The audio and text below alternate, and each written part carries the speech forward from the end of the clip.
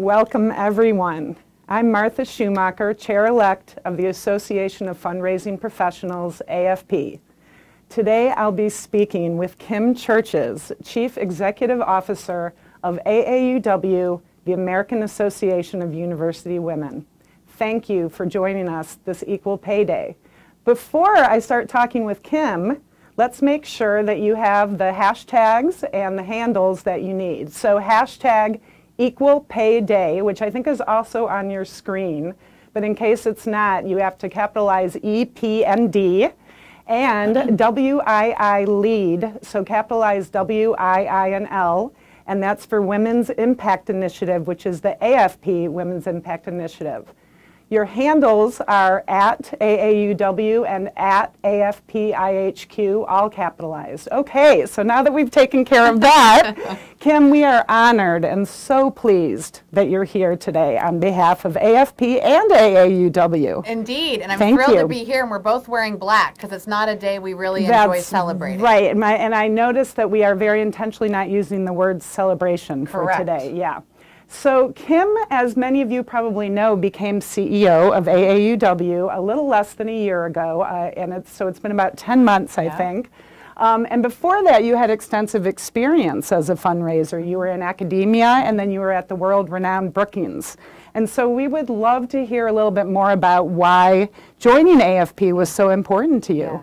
Early on, joining AFP was critical in my career. When I knew and left teaching as a profession and knew I wanted to start to work on behalf of nonprofit organizations, as I started to hone my skills, I knew I needed those resources not just within my employer, but the educational resources, the network, the problem solving, and the gaining of new ideas that I learned from fellow members as well as from the association writ large. And so I joined early on. It was critical throughout my fundraising career. That's great. It continues today, even though I still wear a fundraising hat in my current gig. Yep, and that was my next question. You just read my mind. And I want to make sure that everyone watching today also knows that Kim is a CFRE. Yeah. So we're very proud of her for that.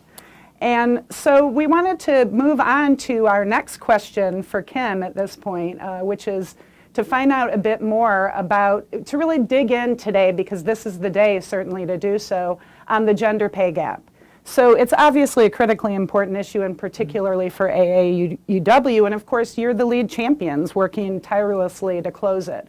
Can you tell us why actions that AAUW has taken to work towards leveling the playing field in the workplace are just so important at this point in our history? Yeah, definitely. So I face this, and I think all of us can say that, whether you're working in the nonprofit sector, the for-profit sector, whether you're a partner-tracked attorney in New York, or you're an hourly retail worker in Tucson, Arizona, the pay gap is real. It's math, it's not myth. And why this is so key for me and why I was excited to take on this work at AAUW is we've kind of stalled out. We've only seen progress of about a nickel in the past 2 decades. That's unacceptable. Yeah. And I think we have a lot of work to do. It's not just the Fortune 500 companies. This is systemic in our culture. And there's no one single magic solution that's going to solve it all. It is an issue that we need to work on with our state and federal policymakers and elected officials. We need to be working with employers in every industry and sector and geography. And we have to, frankly, be working with employees, both the women serving in these roles and their colleagues, to really understand these issues. We've got to take a multi-pronged approach. But I'm forever an optimist. I'm more Tigger than Eeyore. And I believe that we can accomplish our goals within our lifetime. Yeah, and I really love that you said math, not myth. I think that's an important takeaway today, amongst many other things I'm sure that Kim will give us to have as takeaways. So again, here we are on April 10th, 2018 as we celebrate, but we actually, again, we don't really want to use the word celebrate as we take notice of the fact that this is Equal Pay Day for all women in the U.S. and in Canada. The pay gap, unfortunately, is even wider for women of color in this country, as Kim and, of course, everyone at AAUW is very well aware. So the women of color actually face a larger gap than their white or Anglo female colleagues. Can you talk a little bit more about that, Kim? Definitely. So we at AAUW are working on this across all socioeconomic status, across geography, across race and ethnicity. And what's troubling is where we've stalled out on the national average, and that's all the 80 cents on a dollar means, that we're earning 80 cents, and today marks that day. It takes us a full 15 months to catch up with our male counterparts on what they earned as of December 31 and what we now have earned as of April 10th and the next year. But it really is so much worse for our sisters of color, and it means for black women, 63 cents on the dollar. For Latina women, 54 cents on the dollar. When you look at particular industries, there are some industries that are more impacted than others. That's a big issue. The financial sector has an enormous issue with equity that they're just starting to carve away at. So this is something that, as we look at this, we can't just look at it more broadly. We really need to get into individual sectors and really look at what this means for women of color if we're going to solve it and create parity. And along those lines, what are some ways that individuals and organizations can really address this? Yeah. So there's a lot of action that we can take on this. And I'm one, even though we're talking about some of the stats, I'm really tired of talking about the stats. I'm ready for pragmatism. I'm ready for change. I'm ready for practicality. And for me, this is, and for our organization, this is not an issue that is partisan in any way. This is about economic security for women, for families. More women are leading heads of household today and are chief breadwinners than ever before. So if that's the case, this is about economic security for our country, for goodness sake. So there are some practical things we can do. One, we need to make sure we're talking with our elected officials. That means you can join us through AAUW. We have today a day of action. Thousands and thousands of our members are out on the lawns and on the stairs and in the halls of their state houses demanding action. Many of those bills that are moving forward are bipartisan in nature, which is extraordinary. This year alone, 38 states are working on equity bills right now. Isn't that terrific? It is. But more needs to be done, and we need to be doing that at a state and federal level and city and municipality level as well. So really encouraging folks to demand equity and that the right laws are on the books in their city, state, and in the halls of Congress here. In addition, I'd say making sure on an employer level, talk with your employers about what they're doing to achieve parity, to ensure pay equity in the workplace. And I really encourage employees to make sure they know what's in their employee handbook, because sadly, there are still some employers who have pay secrecy rules on the book within their handbooks, and you could actually be fired by even asking and saying, hey, am I paid the same as John or Bill? Even though I might have more skills or we have equal skills, yet I could be paid 13, 20, 25% less than my male counterparts, not okay. Building those coalitions and starting to talk with family members and friends, understanding what your skills and abilities are in the marketplace. And what your rights are. That's exactly right. You've got to know it all. Yeah. And then I'd say, so we'll work with employers, and we can work with employers on the best practices that they can employ, such as things like an internal pay audit or a third-party pay audit, so they can get a sense of where they are and make sure they've got the right trainings going on.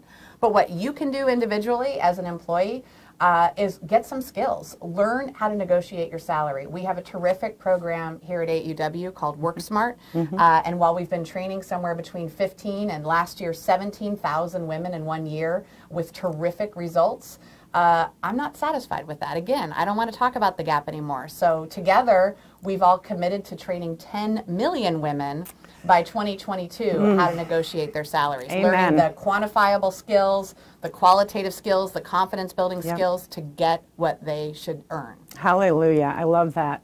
Well, the follow-up question to this before we move on is, as we talk about equity today, it's really important, I think, to spend a moment for us talking about sexual orientation and gender identity. So how does that come into play, and how does this figure in the conversation we're having about Equal Pay Day? So there's no great data on that yet, because the census isn't asking those questions, of course.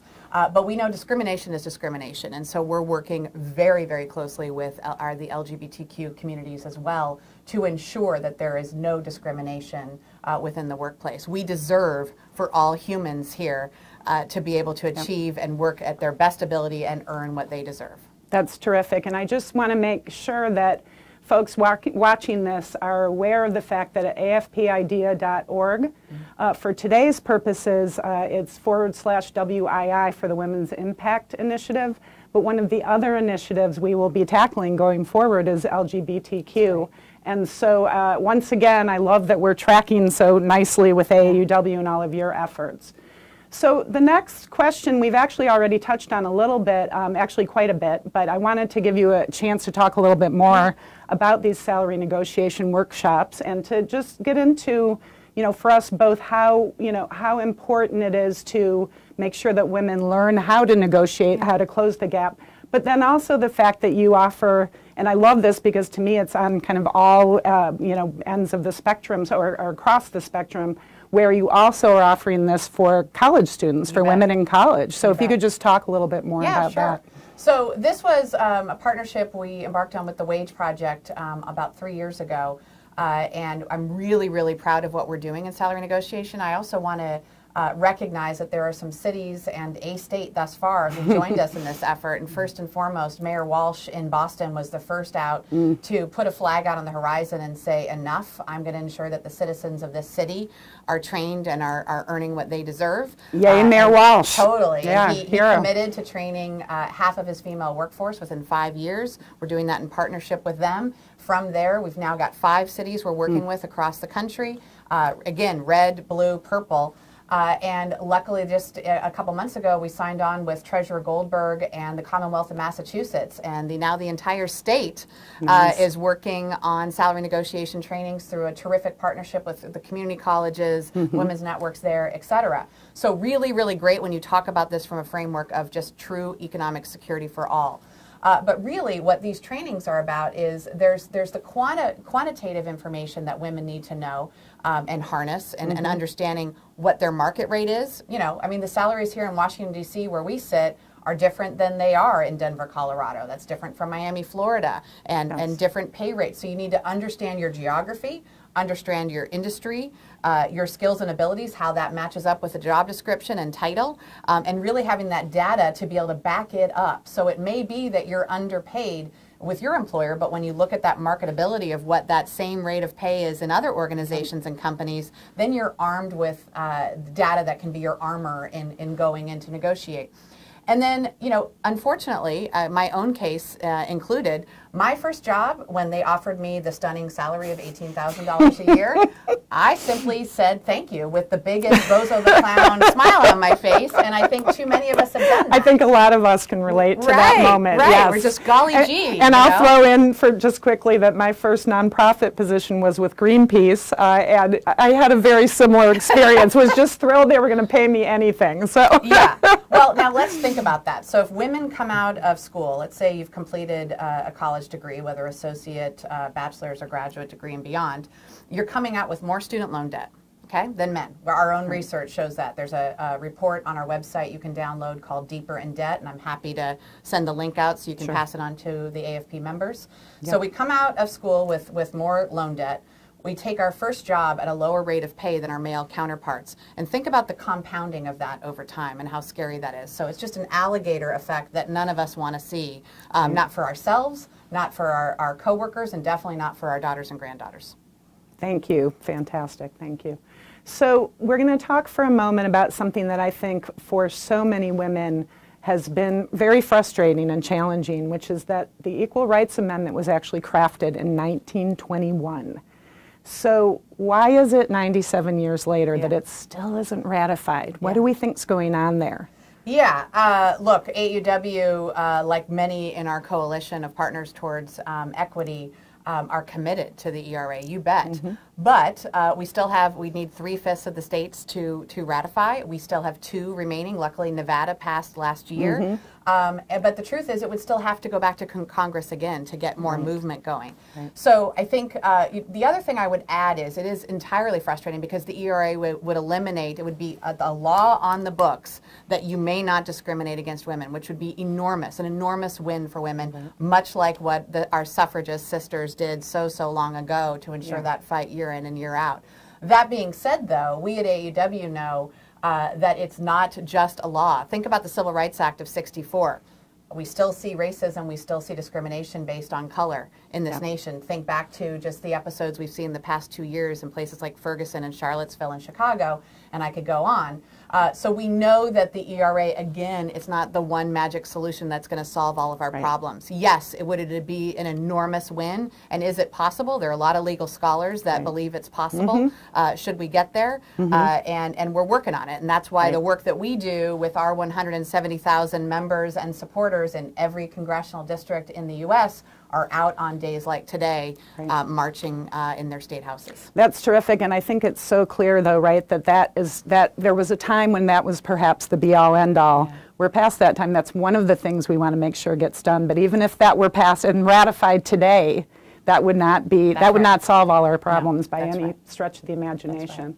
Okay, so we wanted to spend a moment. This is, of course, AFP International, and because Kim just mentioned the 170,000 members of AAUW, I of course have to mention the 33,000 plus members of AFP.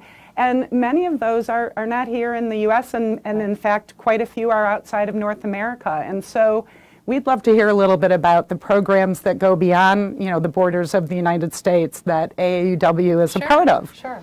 So there's a couple things I'd add on to that. One, in addition to the programs and our fellowships and grants, which I'll get to, you know, as just looking at North America alone, Canada, 18% pay gap for women. Yeah. Mexico, still 16.5%. We know there's a lot of socioeconomic issues as well in Mexico that so many great organizations are working on. So what are we doing at AAUW? I mean, our acronym stands for American, and I always joke, we're not just an American, we're not just an association, we don't just work with university women, and we allow men to join too, by the way, because we believe everybody should be a part of achieving equity, and I want to work for, I want to continue to work for this organization, and I hope put us out of business. But as we think about our international work, there's so much that needs to be done. We at AAUW are celebrating 100 years of providing international fellowships to women from 140 countries. And so we give away almost $4 million a year. I don't think a lot of people know that AAUW is also a philanthropy. We have a terrific foundation of support and endowed support that provides fellowships up to $4 million a year to women pursuing higher ed degrees, and they come from all over the planet. And so when you think about that power of what achieving a higher ed degree can mean, not just for yourself, but for your family, your community, and beyond, it's enormous. And I'm looking at our work at AAUW to see what else we can be doing to scale up. We work with the State Department sometimes on different initiatives, particularly around access for girls and women in STEM, as well as education and training, leadership roles, et cetera. And so we're looking now with our own strategic plan of what are those gaps that aren't being fulfilled internationally, and how can we be a part of it either alone or in partnership. Terrific, terrific. Well, the next question for you, thank you for that, and I'll just kind of make sure to again note that we know that both through AAUW and AFP that while, you know, there's been a large North American focus, that obviously we're both, you know, Kim and I and everyone else involved with AAUW and AFP are extremely concerned about and care very much about what's happening internationally, and want to make sure we keep the tentacles, so to speak, keep going out further and further.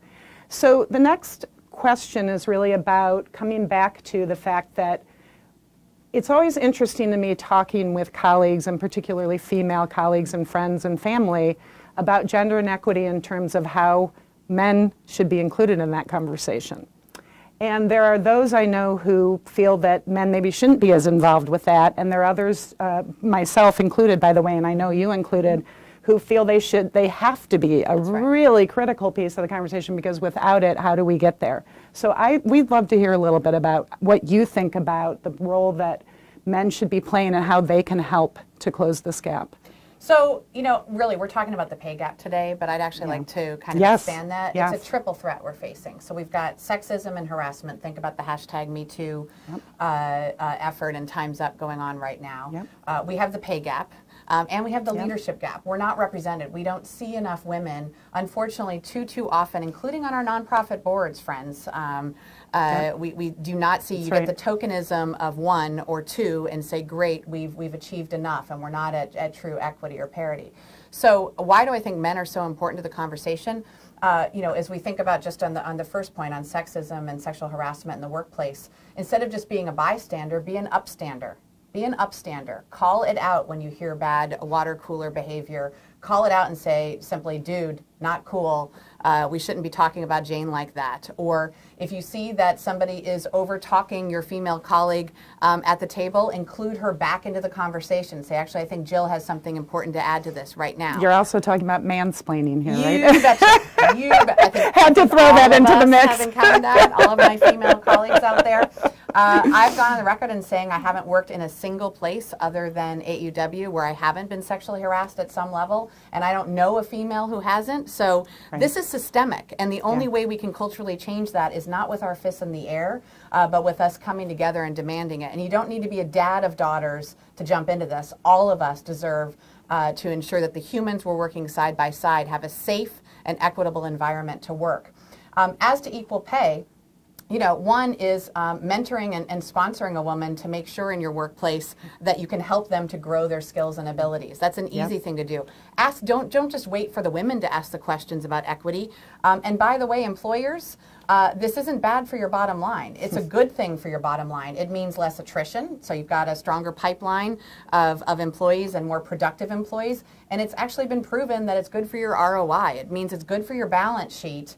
When you are ensuring that you have pay equity and that you've got an environment that works for all. And then last, on the leadership front, you know, we are just sadly, even in the nonprofit sector, and I'm really pleased with the Chronicle of Philanthropy's piece. Thank you. Just recently, and some other work out there on these topics. But as we think about fundraising, just fundraising alone, it used to just make my blood boil as I was moving up in my development career.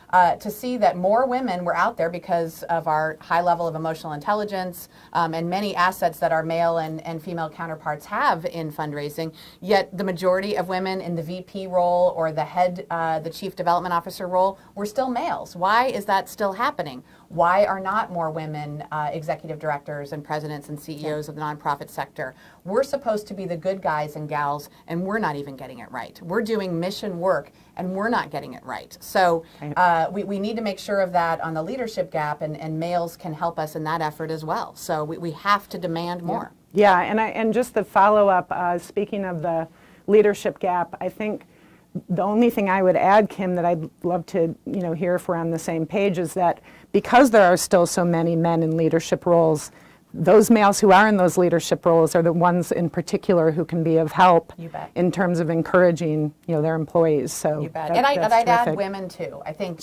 because of tokenism, because women haven't been fully represented, sometimes it's too easy to pull the ladder up behind you as opposed to keeping it down and helping other women to achieve more. And we as women need to be committed to this too. That's right. And one thing, because Kim already, of course she did, she's amazing, brought up the survey results from the Chronicle of Philanthropy. Just a reminder that the Chronicle of Philanthropy and AFP recently did a really helpful survey, and actually, if you're, which I know you are, if you're on Facebook right now looking at this site, you can actually scroll down and find those survey results, that article. Okay, so Kim, a couple more questions for you. So, as you know, AFP is taking a leadership role on the gender equity issue in fundraising and philanthropy, and I'm just going to mention again that we launched the Women's Impact Initiative recently. So do you have advice for our members about how to combat gender inequity within their own organizations? I think you just touched on that quite a bit. Do you have anything else to kind of add to that? I mean, I think for some of the larger groups that might have ERGs, employee resource groups, when I was at the Brookings Institution, we had a women's mentoring network, and we had the Brookings Network as well. And so making sure you're talking about those inequities and just the roles to be able to continue to build your skills and abilities so you can continue to grow, not being afraid to talk about it. It's a little bit of, I liken it to what we were saying earlier about the Civil Rights Act. I think unfortunately in America, we kind of passed the Civil Rights Act and said, great, we got racism taken care of, we're done now. And likewise on equity, so we stopped talking about it. We stopped talking about it. And likewise with equity issues, we need to be talking about the pragmatic solutions every single day. And we need to be asking questions about not just if we're assuming everybody has their own set of implicit biases. So one easy thing you can do, Harvard has a terrific implicit bias test. All of us have implicit biases. They in themselves are not terrible until they impact and discriminate others. And so being able to test your own knowledge, asking your employers what they're doing to ensure an inclusive environment, what types of trainings, ongoing stats are they doing, audits, et cetera, to make sure that's working. Making sure job descriptions, for example, have the right nouns, adjectives, and verbs in them that are going to be attractive to a set of diverse candidates is important. Maybe doing blind screenings so that you're not thinking about race, ethnicity, or gender as you're looking at applicants for a pool so that you can achieve parity. These are easy things that you can do. A lot of our AFP members are also the bosses, or they have teams reporting to them. So how are you thinking about your own teams and their growth and ability going forward? How are you thinking about an inclusive and equitable work and place environment? And I love that you brought up blind screening, because we know through, how many times now have there been studies on the fact that even just the name on a resume can make a difference even before they've ever met with that person. And so the blind screening to me is a really crucial part of what you just said. Well, I'll say why it's so key for me. So AAUW, I mentioned 170,000 members and advocates. And these women have been fighting the good fight since 1881, okay? And even they, as they take the implicit bias test, have some of those ideas of what's a man's role, what does a leader look like, and they were shocked. I mean, these are educated women who have been fighting for access to higher education, to leadership roles, to the right policies and laws. We all have them. And so being mindful and being regularly mindful. It's not about one implicit or unconscious bias test and then, you're done. This has to be ongoing. It's a lot of work and hard work, but it's well worth it. Yeah, absolutely. So while pay equity is of course important, we know it's part of the larger global challenge of economic security, and you've talked about economic security a number of times today, of course. And so in addition to anything you've covered today, which is a lot, and it's phenomenal, and I'm hoping all of you are enjoying it, what are other ways that AAUW is helping to make that happen, to get us to pay equity? Yeah. So, it's what you're paid, obviously, and I think it's really important to say this is also about pathways to middle class. This is about ensuring that we can make a real dent in the inequities that we're seeing in America writ large as we look at women, as we look at people of color, as we look at different educational backgrounds, geography, et cetera. And so we have to get at this really comprehensively, and as I said, I can't say it enough, there's not one thing that we can do that's going to solve all of it. It has to be a multifaceted, multi-layered approach. We've got to look at this on the X and the Y axis at all times.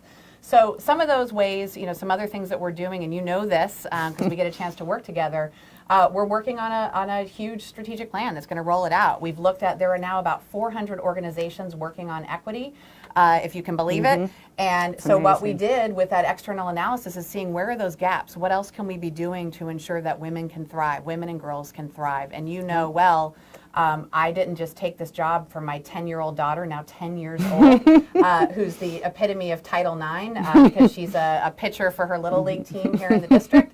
I took it as much for my nephews, for the little boys in my daughter's class, of understanding that men and women can achieve anything and that we need to make sure we have the doors not only open, but a clear path through those doors so that all can thrive. So we're going to continue to take that battle to cities, to states. I've just done a call out to mayors and governors to join us in this effort, not because it's about women's rights only. This is about stronger security. This is about education and training and making sure we can create the right opportunities for families. It's about economic security, and it's about leadership equity. So we're really looking at this in a lot of different ways. Yeah, and I love the holistic approach you have to it. It really, I just feel like AAUW has this large umbrella, but it all, it all makes sense. It all links together and is integrated well. So our last official question for you anyway, and then we've got a couple questions from someone who wrote in, who actually you and I both know quite well, is how can the AFP community get engaged with AAUW today on Equal Pay Day? And you mentioned a couple of things earlier. Anything else today that folks can do? All right, I know, having been a fundraiser for a long time, how busy y'all are. I know you are, but here's an easy thing you can do. Join our 2-minute activists. 2 minutes, 2 minutes. You can do it from your cell phones. You can log right onto our website, aauw.org. and download it right there. You can do it via email, or I really like to do it on my mobile phone, and it'll hook you up right away to your local representatives wherever you are, for U.S. based right now, to make sure you can reach out to your representatives on how you feel about equal pay laws and what we need to do. That's a super easy thing to do, knowing you've got to raise a lot of dollars out there. I'll leave it at that. That's terrific. Thank you, Kim. All right, so Vincent Duckworth. Oh my goodness. Yes! From Calgary. Hi, and I'm so glad, and this is a reminder to everyone that this is being recorded today. I'm really glad because he can't be on the stream live, but he will be watching this later. So Vincent, for you, these are your questions. And so he says, and this is a bit of a long one, but I think it's important to read it out, is given that everyone I talk with, this is Vincent, and he says, in my bubble, of course, agrees that pay should be gender blind and that women should be paid the same as men for the same work. Why is it then that this is still not the case? Why indeed, Vincent, I would agree. Specifically, is there research, and he says, I'm sure there is, that points very clearly to the major reasons why in 2018 we still have not solved this issue? Yeah. Yeah, absolutely. I mean, of course, that's the big question there. So our own research, and I can send you, there's a link. I mentioned the Deeper in Debt research, which is on student loan debt and how women are more adversely impacted by student loan debt in America, holding 2/3 of the nation's student loan debt. Yeah. But in addition, we publish twice a year the simple truth, and it gets to all of our pay equity data that you can slice and dice in a million different ways. Right now on the homepage of our website, you can actually hover over your own U.S. state and get a sense of how you're doing in your state and really know what it means. But why is this so pervasive? Again, because while laws are needed, and we are going to continue to advocate for the right laws at a city, state, federal, and then beyond, level, it's more than laws. This is systemically, culturally what has occurred. It's starting with women not negotiating their salaries and not having the skills to be able to do so, which we hope to remedy. It's employers and their innate biases, and it's people in general. Bias goes back to the cave people because it was a safety measure to make sure you could keep your den, your people safe. And so that in itself is okay. And naturally, humans tend to gravitate to ones that make them happy. I remember when I was at Brookings, we had a real effort to make sure we could have panel representation that wasn't just white males in policy speaking, that it turns out there's a couple of women out there that are pretty smart on domestic and international policy issues. And likewise, though, I think too often, unfortunately for Vincent's question, people think they're very inclusive, yet in practice they're not. And so it has to be forced. And I don't think we've done enough with HR departments, with management training, really explicit managing training on inclusion and diversity to make sure we're holding ourselves accountable. And at the end of the day, for me, if things are not measured, they're not going to get changed. Yeah. Yeah, and it's like they never happen if you don't measure them. Right. Yeah, absolutely. Thank you, Kim. So Vincent's second question is there any circumstance in which a human, and by the way, I love this because Kim and Vincent both always use the word human, so it's wonderful. Anyway, in which a human should not be paid the same as another human for doing the same job? Yeah, this isn't a Stalinist effort here, okay? I believe in merit. I absolutely believe in skills and abilities and making sure that we have the right human for the job. So the only time when they would not be is if it's about educational background, skills, ability, and proven bullets on their CV or resume of what they do over another candidate. That's it. Otherwise, it really is just bias and discrimination. Got it. Okay. So the next one from Vincent is the issue more systemic than, quote unquote, for the same work? For example, are men streamed into higher paying professions, which is, it's a little bit of a twist on the question he just asked, right? Are they streamed into higher paying professions while women are being streamed into lower paying professions? And then he puts in parentheses, and this is important for our social impact sector, he says, the nonprofit sector might be one of those. Yeah, you bet.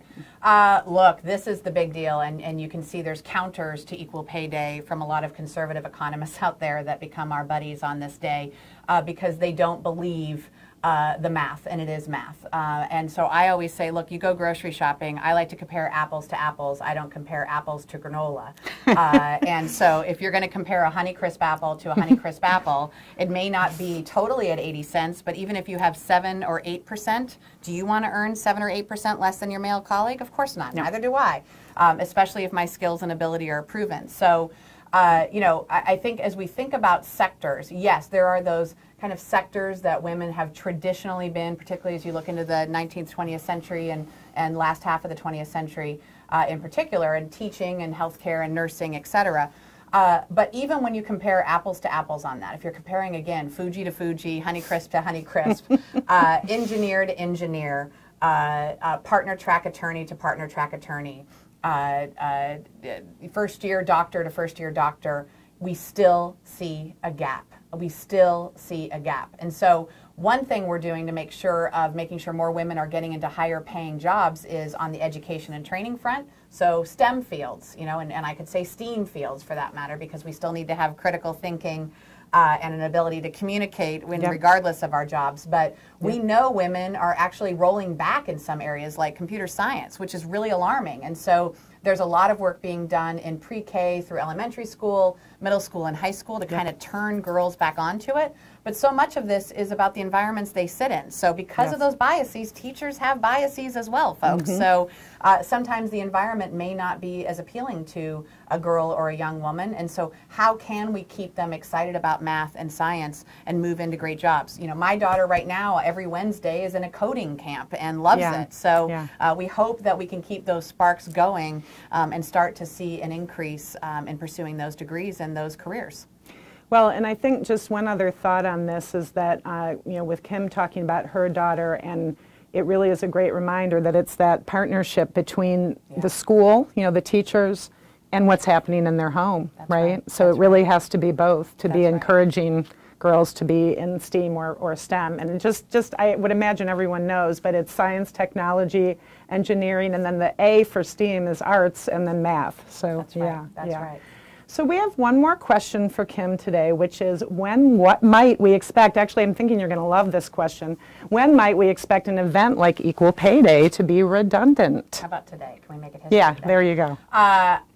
So right now, current data says it'll take more than 100 years. More than 100 years. It's unacceptable to me. So we are actually going to be rolling out a goal that we will achieve equity by 2030. Within our lifetimes that we can do this. But again, it has to be with that multi-layered approach to change those systemic discrimination that women have been facing for far too long. So I believe with everything we've talked about today, we can make Equal Pay Day history, but it's going to take a concerted effort, and I hope a lot of the folks that are watching this or will watch the videotape will take to heart some things that they can do themselves or talk about with their spouse or partner around the dinner table and really chip away at this every day. And speaking of the strategic plan, I'll just do my follow-up question, which is when will that be released, the AAUW strategic plan?